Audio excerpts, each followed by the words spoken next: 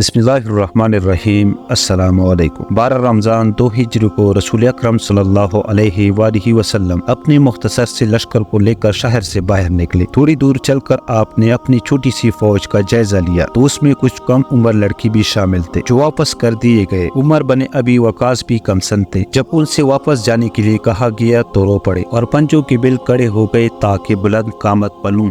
حضور اقدس صلی اللہ علیہ وآلہ وسلم اس کم سن سپاہی کی جرات کو دیکھ کر مسکرائے اور آپ صلی اللہ علیہ وآلہ وسلم نے اسی جنگ میں حصہ لینے کی اجازت دی تھی۔ اس کم سن سپاہی سمیت فوج کی کل تعداد 313 جس میں 60 مہاجر اور 253 انصار تھے۔ اسلامی لشکر کی بسر و سمانی کا یہ عالم تھا کہ اس پورے لشکر میں صرف 2 گھوڑے اور 70 اونٹ تھے۔ ایک اونٹ پر 3 اور 4 آدمی سوار تھے۔ خود نبی کریم صلی اللہ علیہ وآلہ وسلم جس اونٹ پر تشریف فرما اس پر بھی حضور اکرم صلی اللہ علیہ وآلہ وسلم کے علاوہ 2-3 شخص اور بھی سوار تھے۔ بعض مجاہدین پیدل ہی تھے، معمولی ہتھیار بھی سب کے پاس پوری نہ تھے۔ کسی کے پاس تلوار تھی تو تیر و کمان نہ تھی اور کسی کے پاس نیزہ تھا تو تلوار نہ تھی۔ اس کے علاوہ مسلمان عام طور پر فاقہ زدہ، ناتوں، بیمار اور ضعیف تھے۔ اس کے برخلاف کفار سب کے سب زرہ پوش اور تمام ہتھیاروں سے مسلح اور جوان اور توانا تھے۔ یہ بسر و سان مجاہدین اسلام اللہ اکبر کے نعرے بلند کرتے ہوئے جب میدان بدر میں پہنچے تو انہوں نے دیکھا کفار مکہ میدان کی بلائی اور بہترین حصوں پر قابض ہو چکے ہیں۔ بیچارے مسلمانوں کو جو جگہ ملی وہاں نہ کوئی چشمہ تھا اور نہ کنواں تھا۔ زمین اس قدر ریتیلی تھی کہ اونٹوں کے پاؤں دسنے جا رہے تھے۔ صحابیوں نے رائے تھی کہ آگے بڑھ کر چشموں پر قبضہ کر لیا جائے اور آس پاس کی کنویں بیکار کر دی جائیں، تو رسول اکرم صلی اللہ علیہ وآلہ وسلم نے یہ رائے پسند فرمائی اور اسی پر عمل کیا گیا۔ جب رات ہو گئی تو تمام صحابہ سو گئے، لیکن عقائد دو جہاں صبح تک بیدار اور مصروف دعا رہے۔ صبح کو سب نے نماز ادا کی اور نماز کے بعد رسول اکرم صلی اللہ علیہ وآلہ وسلم نے جہاز پرواز فرمایا اور پھر سب بندی شروع کی۔ آپ کی دستی مبارک میں ایک تیر تھا جس کے اشارے سے آپ صفے قائم فرما رہے تھے۔ جب حضور صف آرائی سے فارغ ہو گئے تو آپ نے برگاہ الہی میں رو رو کر دعا کی، الہی اگر تو نے اس چھوٹی سی جماعت کو ہلاک کر دیا تو زمین پر تیری عبادت کرنے والا کوئی باقی نہ رہے گا۔ پھر آپ نے 2 رکعت نماز پڑھی جس کے بعد آپ پر غنودگی سی طاری ہو گئی اور اسی غنودگی کے عالم میں آپ کو بشارت ملی کہ مسلمان فتح یاب ہوں گے۔ اس خوشخبری کے بعد آپ مسکراتے ہوئے تشریف لائے اور فرمایا کہ کفار کو شکست ہوگی اور وہ پیٹ پھیر کر بھاگ جائیں گے۔ مختصر یہ کہ 17 رمضان المبارک 2 ہجری کو میدان کا رزار گرم ہو گیا۔ لڑائی اس طرح شروع ہوئی کہ سب سے پہلے عمر بن حضر کا بھائی عامر بن حضر اپنے بھائی کا خون کا بدلہ لینا چاہتا تھا، آگے بڑھا اور اس نے للکار کر اپنے متقابل تلف کیا۔ پھر عتبہ، شیبہ اور ولید جو مشہور جنگجو تھے میدان میں آئے، جن کے مقابلے کے لیے حضرت علی رضی اللہ،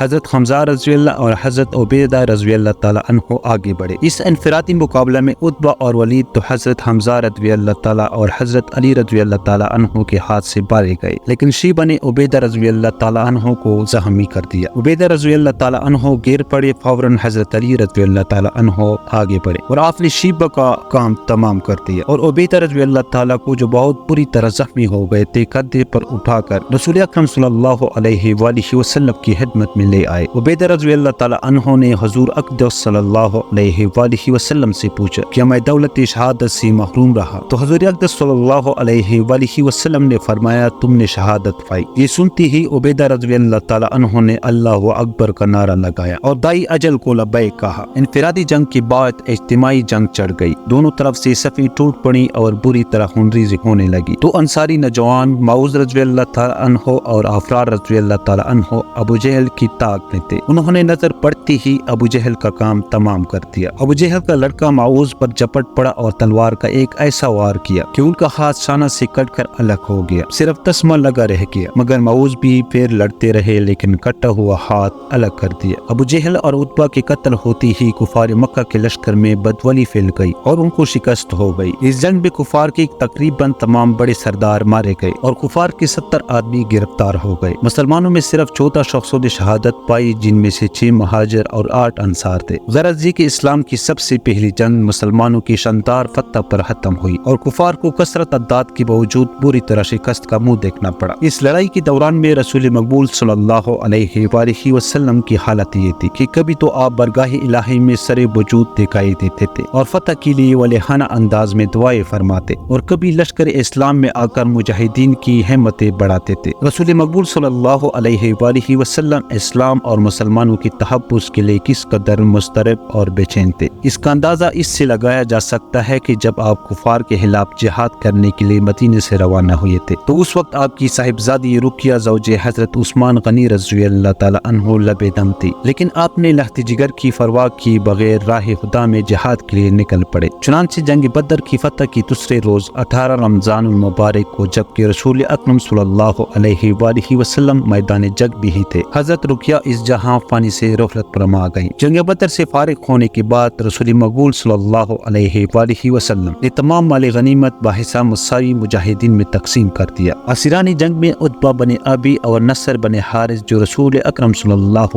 علیہ وآلہ وسلم کے بڑے دشمن تھے، ان کو قتل کر دیا گیا۔ باقی اسیران جنگ کو مدینہ لایا گیا، جن میں حضرت عباس رضی اللہ تعالیٰ عنہ، حضرت علی رضی اللہ تعالیٰ عنہ کے بھائی حضرت عقیل رضی اللہ تعالیٰ عنہ اور رسول کریم صلی اللہ علیہ وآلہ وسلم کے داماد ابو العاص بھی تھے۔ حضرت عمر رضی اللہ تعالیٰ عنہ کی رائے یہ تھی کہ تمام اسیران جنگ کو قتل کر دیا جائے، مگر حضور اقدس صلی اللہ علیہ وآلہ وسلم نے ایسا نہیں کیا، بلکہ انہیں صحابہ میں تقسیم کر دیا اور حکم دیا کہ ان کے ساتھ مہربانی اور محبت سے پیش آنا، یہاں تک کہ خود بھوکے رہنا مگر ان کو پیٹ بھر کے لانا۔ اسیران جنگ میں ایک شخص سہیل بن عمرو تھا، جو عام مجموع میں ہمیشہ رسول اکرم صلی اللہ علیہ وآلہ وسلم کے خلاف تقریری کیا کرتا تھا۔ حضرت عمر رضی اللہ تعالیٰ عنہ نے کہا، یا رسول اللہ صلی اللہ علیہ وآلہ وسلم، اس کے نیچے کے دانت اکڑوا دیجیے تاکہ یہ آپ کے خلاف اچھی تقریر نہ کر سکے۔ حضور اقدس صلی اللہ علیہ وآلہ وسلم نے فرمایا، اگرچہ میں نبی ہوں لیکن پھر بھی اگر کسی کا کوئی عضو بیکار کر دوں گا تو اس کے لیے روز قیامت جواب دہ ہوں گا۔ ان سب قیدیوں کو حضور پاک صلی اللہ علیہ وآلہ وسلم نے کپڑے دلوا دیے۔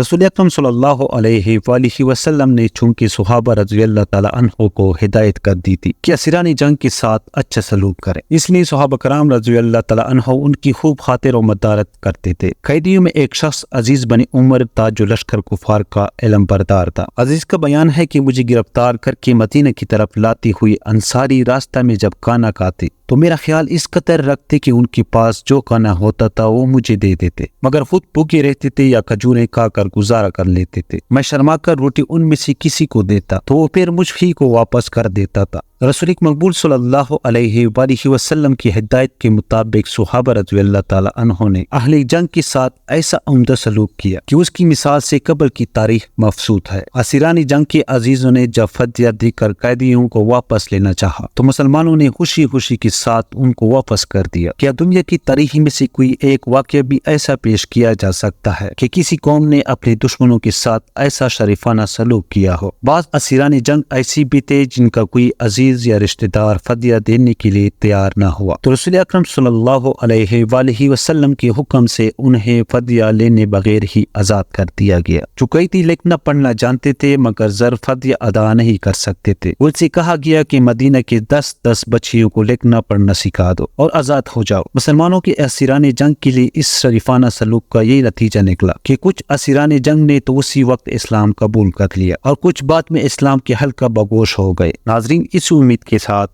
اجازت دیجیے، ملتے ہیں بہت جلد ایک نئی تاریخی، تحقیقی اور معلوماتی ویڈیو کے ساتھ۔ اللہ نگہبان۔